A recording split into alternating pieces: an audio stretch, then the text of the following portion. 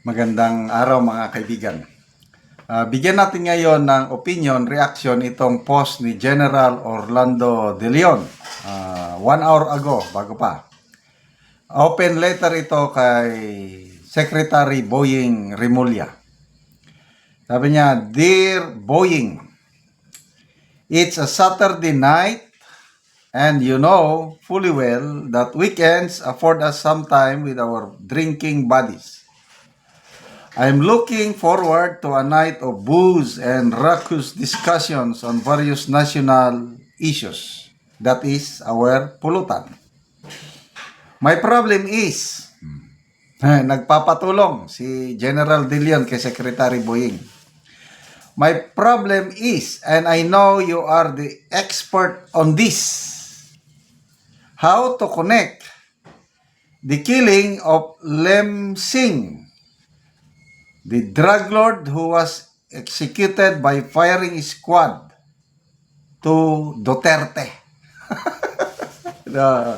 Ano ba ito?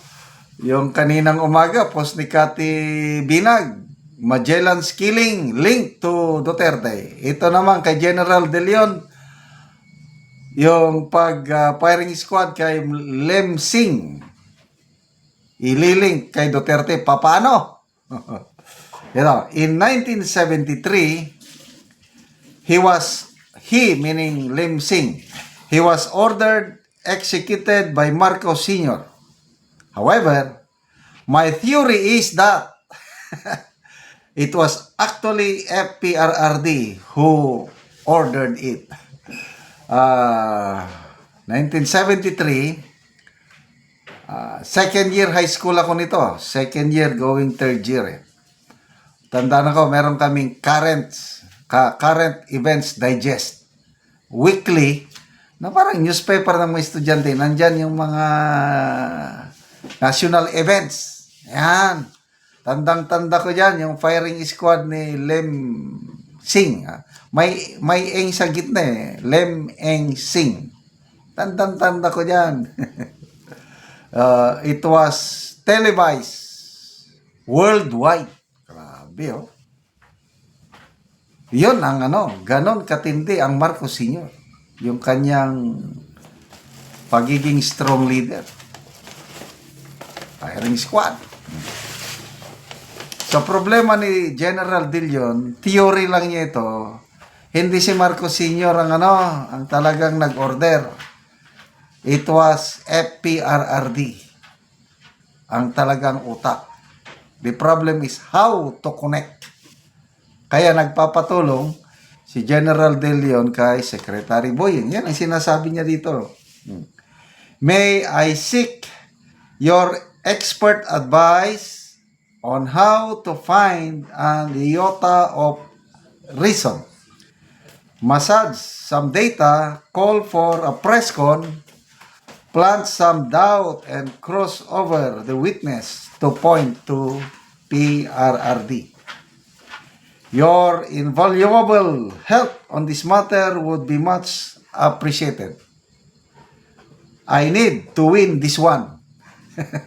I lost the arguments on who was the original singer of I Will Survive last week. Bakit I Will Survive? Yung viral sa social media the night before the disaster, yung Tantoco disaster is kumakanta sila, sumasayaw sila ng I Will Survive. Sino ang original singer? Talo si General De Leon. Okay. Thank you in advance. Yun. So, makakarating kaya ito kay Secretary Boying? Ano kayang i-advise niya kay General De Leon? Abangan natin. Magbasa muna tayo sa mga comments. Jacob Oquendo. If you see the movie Back to the Future, baka pwede. Mendoza Agents L. Pakitanong na din, sir, about the rumor that it was PRRD who ordered the killing of Lapu-Lapu. Thanks.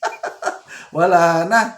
Naging series na ito. Cathy Binag. Kanina umaga, nakakatawa yung post niya. May banner story ng isang newspaper, Duterte, link to Magellan's killings.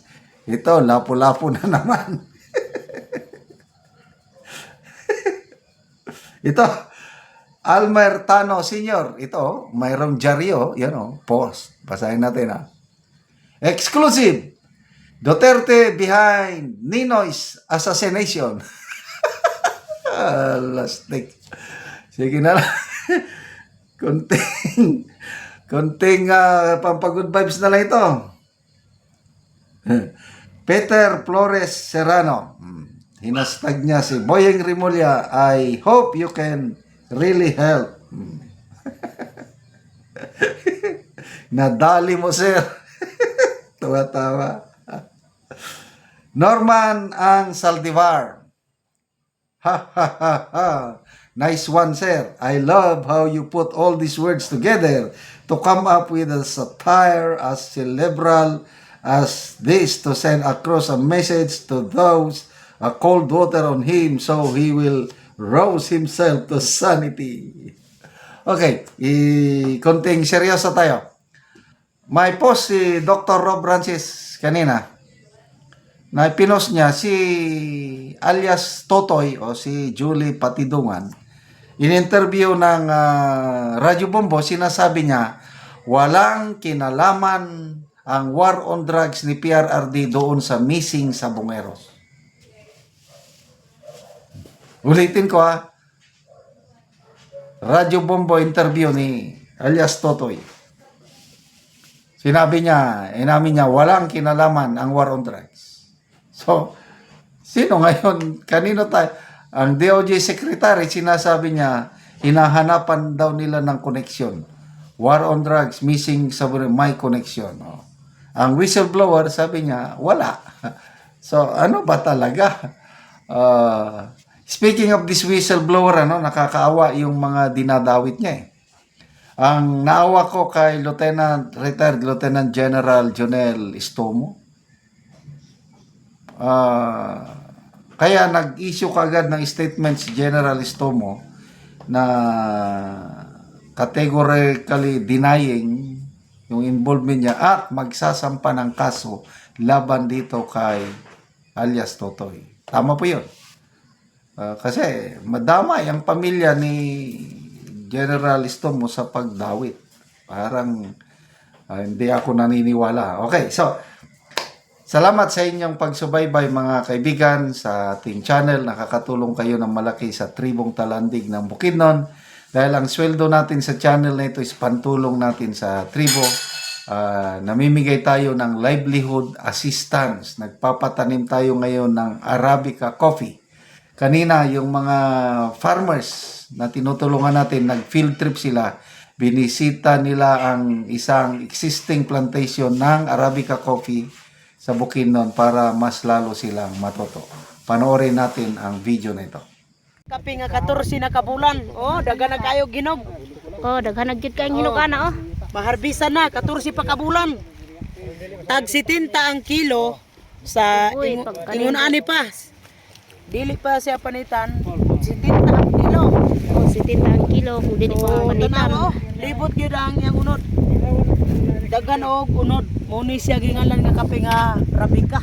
Arabica. Oh, 14 kabulan mag-harvest na ka sa kape. So pag makita gid nato nga luwagid kayo ang kape ni Uncle Arnel. So diri mi nakapalit og seedling sa kape nga tag 25 pesos ang kanang sa kapunuan. Ay naginaot mi nga kawas mi sa kalisod pohon nga mag-harvest sad mi sa kape. Kay nadasig mi sa among pagbisita dire. Kayo makita gid namo nga kayo na kape apan nagkalain-lain ni og tag iya. Oh. Dagan gid kayo gunod. Oh. Makita gid nato oh sa sunod nga pag-harvest dagan na pod karong mga isa ka semana pag-harvest si Uncle Arnel. So mo ani mi dire mo bisita mi. Kay nadasig mi sa pagkakita namo sa kape. O nga daghan ang unod. So makita gid nimo nga daghan kay unod sa Arabica nga kape.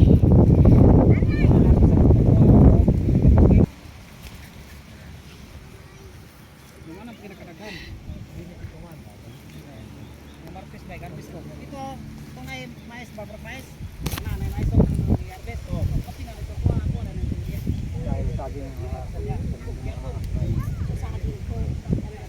Nindo tagid sa lugar sa kapihan ni Uncle Arnel. So muna ang una niyang tanong, mga 12 years na. So maupod niyang 14 months iyang tanom nga kapi. So nadasig yun ni ani sa pagpananom. So pananom nami og maghawas mi sa kalisod og naa nami hatag sa mga anak nga kinahanglanon nila sa ilang pag-eskwela aron makalampo sila kung naa sila kurso kuhon na nami makaabag sa pagpaninglam.